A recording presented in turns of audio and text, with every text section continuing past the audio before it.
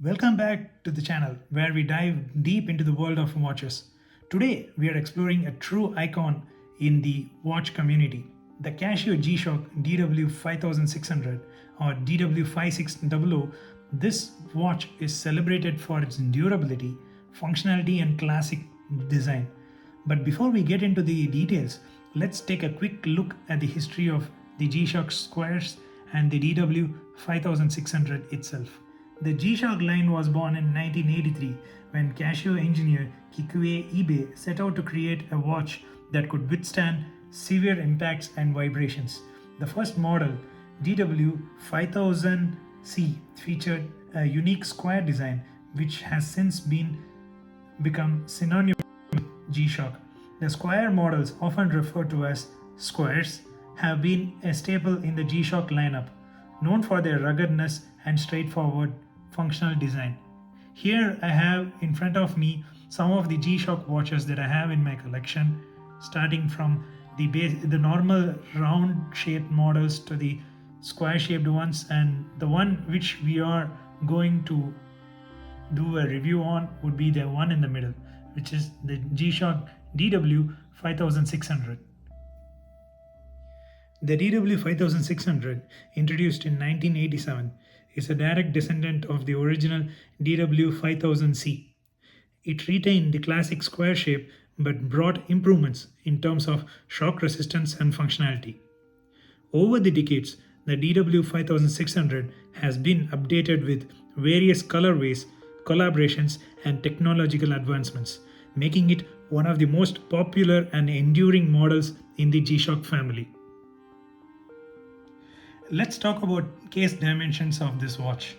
The case diameter or the case width measures around 42.5 to around 43 mm. Mine has a slight error sometimes. And the case thickness, it measures around 12 mm. So this is excluding the protection outside or the bezel. And if I include the bezel, it would be around 12.5 mm. So this bezel provides a nice amount of protection for the crystal, and as you can see, almost 0.5 mm of thickness it offers to it, and before the watch hits the ground and damages the crystal, the bezel actually takes a huge amount of impact and protects the crystal. And here the lug width does not have any significant use for us, but anyway, nevertheless, the lug width here measures around 25 mm and it tapers to around 18 mm. So all in all, the DW5600 features a case width of around 43 mm, a height of 48.9 mm and a thickness of around 13 mm. Despite these dimensions, the watch wears quite comfortably on the wrist thanks to its lightweight construction and ergonomic design. Let's talk about the case material. The case is made up of durable resin, a material known for its shock-absorbing properties. This not only contributes to the watch's toughness, but also keeps it lightweight, making it ideal for everyday wear and rigorous activities. When you compare the DW5600 against its more advanced sibling, which is the GWM5610, I don't see much difference in the quality of the resin that's being used. And mind you, the one on the left, that is the DW5600, is new, and the one on the right, which is the GWM5610, is a bit old and used. So you can see some shine to it, and that's what you would expect after having this watch for some time and having used it on a regular basis. So quality wise, it looks very similar to the other G-Shock, which is a bit more premium on the resin side. That's what I would say regarding the resin of this watch. So all in all, you're not losing or compromising on the quality for this watch, even though you're paying a little bit less compared to its premium siblings. And it does lack in some other features like solar charging, atomic sync. So even it lacks, in spite of those, it still maintains the quality in its overall construction and durability. Let's talk about the crystal that's used on this watch. This watch is being protected by a mineral crystal. While not as scratch resistant as a sapphire crystal, mineral crystal offers a good amount of durability and is less likely to shatter upon impact. And you don't need to worry about it getting scratched very easily because you have a kind of a lip which is protecting the face of the crystal, and this bezel is raised, and if you manage to bump it on anything, the bezel would be the first thing that would get the brunt of the impact and thus protects the mineral crystal which is behind it. So all in all, for the amount of money that you pay, you are getting a good solid construction and also a mineral crystal which is protected by a 0.5 mm thick bezel all around to give you some amount of durability to the actual crystal. Now let's look at this watch in close-up. As you can see, the dial features a prominent white ring going all around, and it is presented on a black background. And on top you see the Casio branding in white followed by illuminator, and then with a bold mention of water 200 mm resist. And on the left you see the mode and adjust button, and on the right you see light on or off, and then light just below the light on or off you can see start stop button, and you see that electroluminescent backlight being displayed. And this actually is for the electroluminescent, this beautiful glow that you get for this backlight, and that's what is prominently shown on the dial. And below that you see alarm chrono. Of course, this watch features multiple alarms, and then it's a chrono watch, and you can see shock resist written in bold golden text. I love the almost minimalistic lettering on this watch, and it gives a nice clean look to the dial. And just below you see the prominent G-Shock branding on the watch, which is seen on all of the G-Shocks. And of course you see the protection mentioned on top. So all in all, it's a very clean looking dial which very specifically says the functions and the buttons and their placements and what are the capabilities this watch has in its arsenal. Now let's talk about the movement in this watch. As you can see, it's written 3229. The module that's being used in this watch is the module 3229, which is a quartz movement, and as mentioned earlier, it features the countdown timer, stopwatch, alarm, and also all the basic timekeeping capabilities which is present in any normal G-Shock square. And the case back that actually offers the 200 meter water resistance is pretty simple, and it's just screwed in on the backside of the watch. And as you can see, it says things like where it was made. The version of the watch that I have with me was made in Thailand, and it is written on the back. And also you can see the water resist 20 bar written on the backside, which is the 200 meters water resistance. And I like the nice engraving, or I like the way that they have mentioned the logo G-Shock shock resist below, and showing the shock absorbing structure that this watch is built with. All in all, it's a very clean looking case back, and it's screwed in, and inside you also have one rubber O-ring which acts as a seal, which also is coated with a sealant to prevent any water leaks coming inside. Now let's talk about the features on this watch.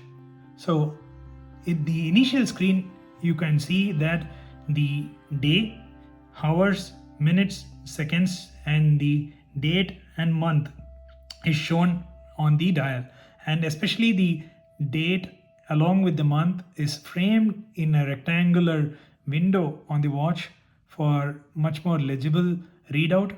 And you can see the day being shown in 2 characters for each day of the week. Depressing the mode button, you go on to see that it has the alarm feature, the timer feature, stopwatch. The countdown timer was the previous one, and this is the stopwatch, and finally the main screen. And one thing to notice is whenever you're going into the other modules except the alarm, you see the actual time, the current time being shown alongside that function. And this is also shown in the stopwatch. This is a pretty neat feature wherein you don't lose track of the time and you can keep the time in your view while maybe counting down on the laps through the stopwatch, or when you're counting down on the timer.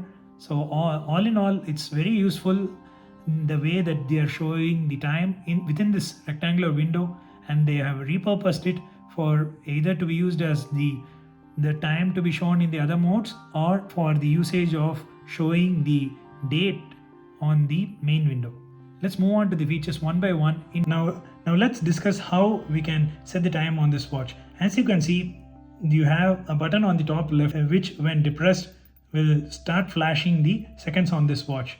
And if you want to change the seconds, you just need to depress this button on top and it will zero it. Wherever you are, when you press that, it will zero that, and you can properly set it to any clock that you have.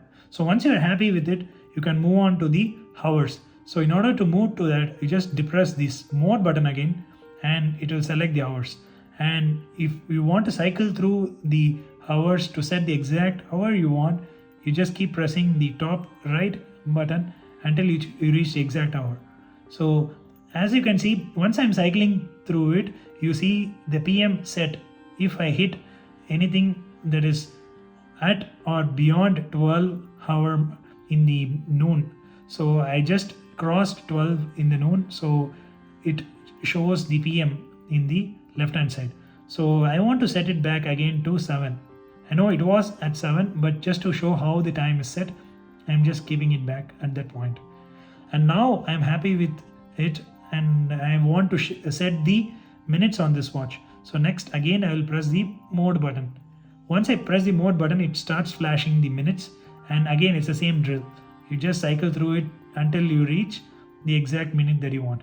So I want it to set to be set at 7:30, so I'm happy with it.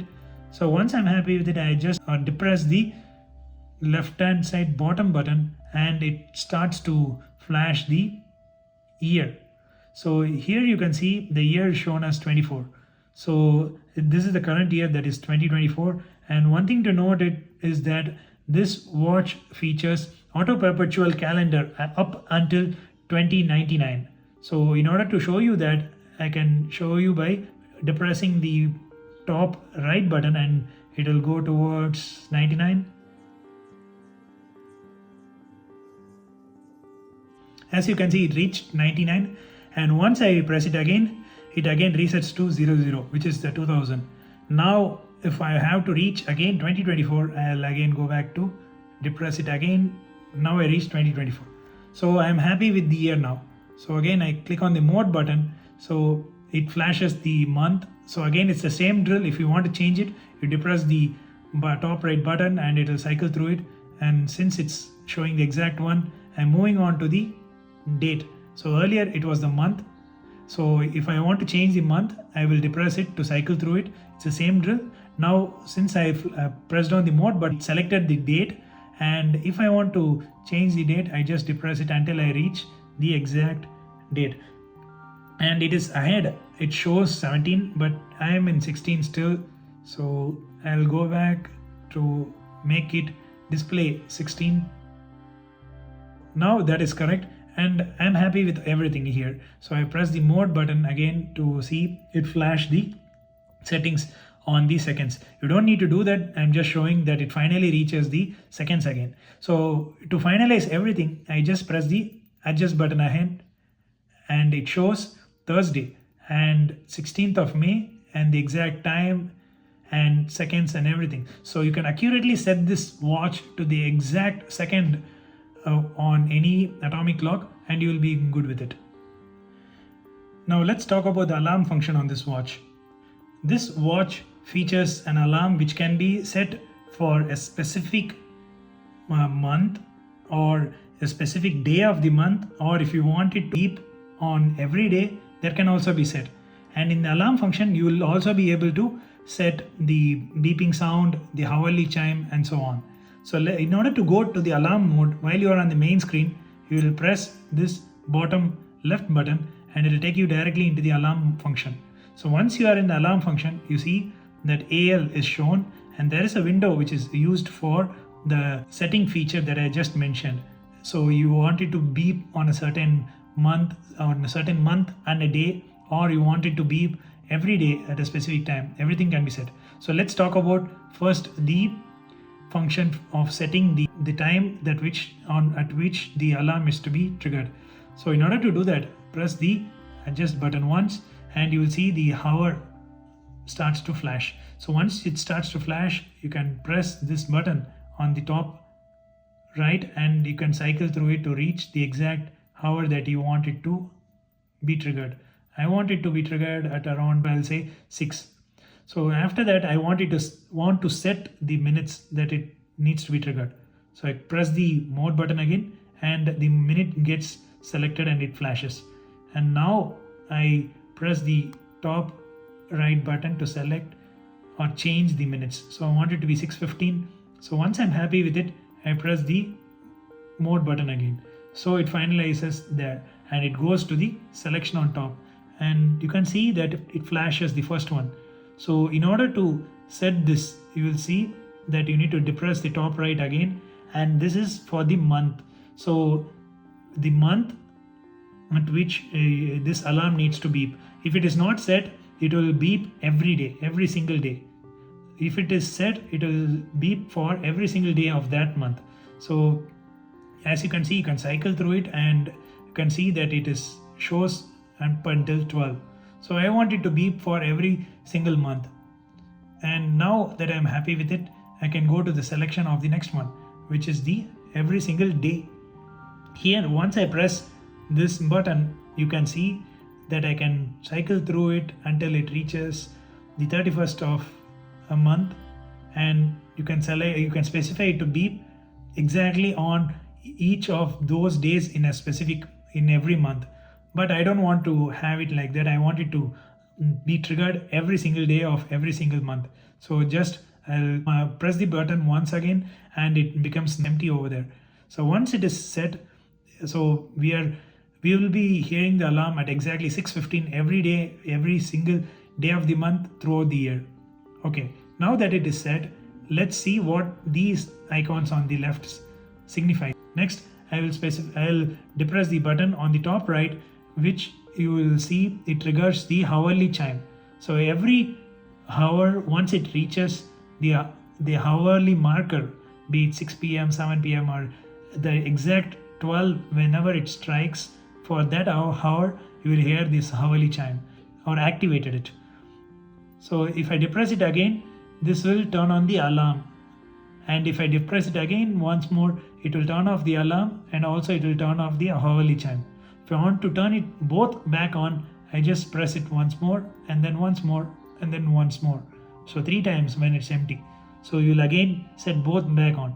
So that's how you set the alarm function on this watch. Let's talk about the timer feature on this watch. So while you are on the main screen, press the mode button twice and you will land in the countdown timer on this watch. So in order to start it, you will see it counts down from 24 hours and every second is also shown. And you can also go back to the main screen and the countdown timer would still continue to run. In order to confirm that, you will just press this mode button and you will see it's still running. And it doesn't show that the countdown timer is running on the main screen until timer.